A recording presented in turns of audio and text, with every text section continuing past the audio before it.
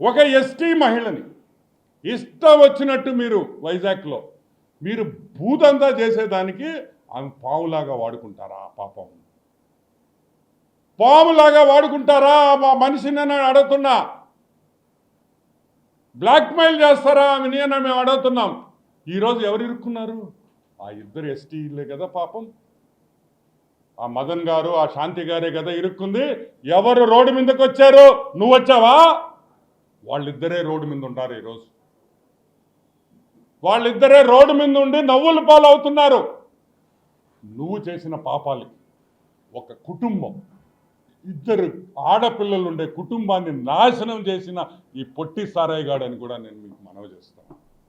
ఇంకొక విషయం, కొలంబియా సరే ఆడ పక్కన పెడతాం, అది కూడా బయటికి రావాలి. ఎవరితో వెళ్ళాడు కొలంబియాకి? ప్రెస్ మీట్ మొదలైంది. ఆయన ప్రభాకర్, ఏం ప్రభాకర్? ఆయన జూపిడి ప్రభాకర్, రాజ మార్తాండ శ్రీ శ్రీ శ్రీ పొట్టి సారాయి రెడ్డి అని ఆయన చెప్పడం, ఆయన తొక్కలో ఒక ఇంట్రడక్షన్ ఇవ్వడం, ఈయన వచ్చి అవతల కూర్చొని మాట్లాడడం. మేము అడిగేది ఒకటే, అడిగింది ఎవర్రా? ఒరే సాయి, ఒరే అని నేను ఎందుకు అంటున్నాను తెలుసా?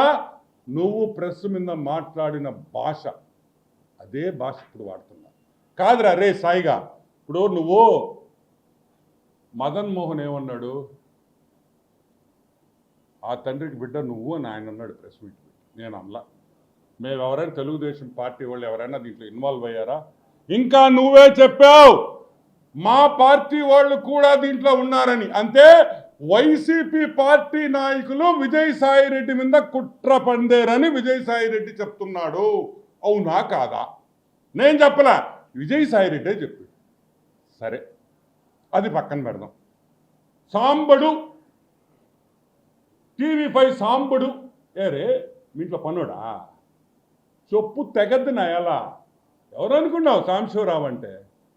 ఎవరు సాంబశివరావు గారు? ఈరోజు ఆంధ్ర రాష్ట్రంలో తెలంగాణలో ఎవరినైనా సాంబశివరావు పేరు చెప్తే గుర్తుపడతారు.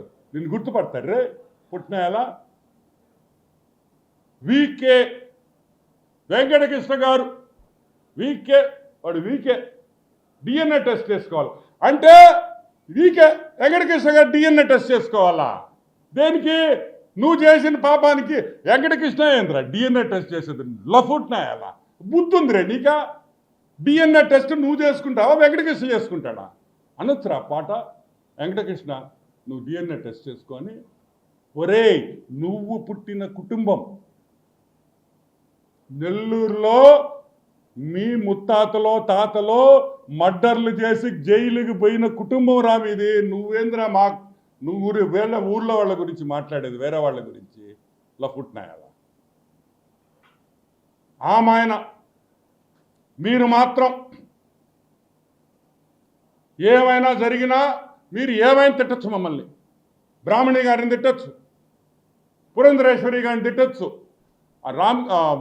నందమూరి ఫ్యామిలీలో ఎవరో చచ్చిపోతే నాకు పేరు గుర్తు రావట్లే, సర్వే నంబర్లు దొంగ సర్వే నంబర్లు వేసి తగువైందని మీరు గందరగోళం చేశారు.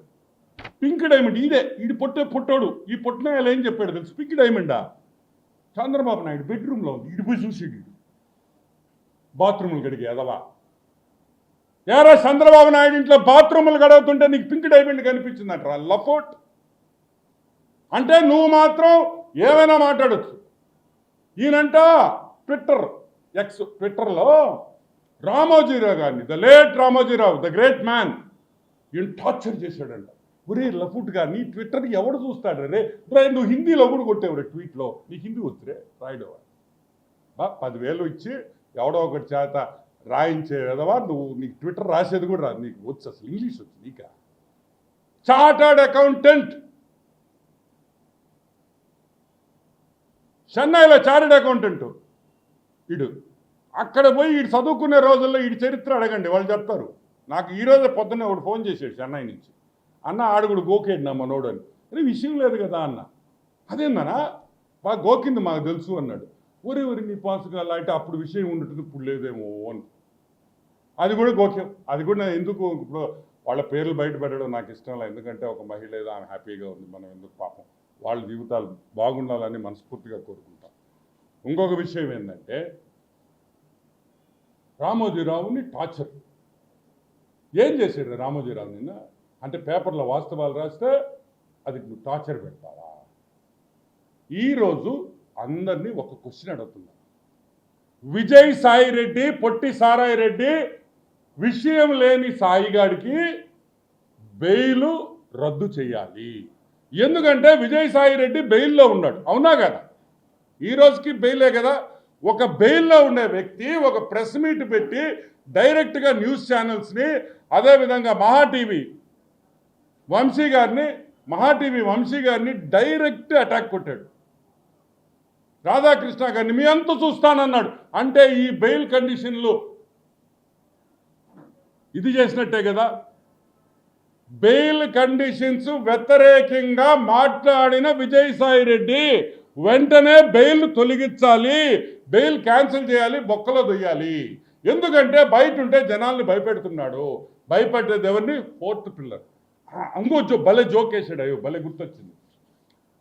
ఏదో చెప్పాడు, ఆ మదన్న ఎవరో పేరు చెప్పాడు, నువ్వు నేను కలిస్తే గేయా అని.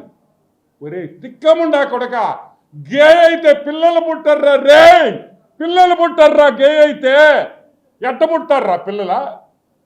దానికి పక్కన వాళ్ళందరూ నవ్వడం, అదొక జోకు, వీళ్ళందరూ నవ్వడం. గే అంటే గే. సరే, బెయిల్ని డైరెక్ట్గా ప్రెస్ ఛానల్స్ని బెదిరించిన విజయసాయి రెడ్డి, బెయిల్ మీద ఉన్న విజయసాయి రెడ్డిని వెంటనే సిబిఐ వాళ్ళు బెయిల్ క్యాన్సిల్ చేయమని కోర్టులో వేస్తే మేము స్వాగతిస్తాం దాన్ని. ఎందుకంటే ఇక్కడితో ఆగేది కాదు, ఇది పెద్దదై చిలికి గాలివాన్ అవుద్దని మనకు అందరికీ తెలుసు. Who is the father of the child అనేది కూడా బయటికి రావాలి డెఫినెట్గా. ఇంకొక విషయం,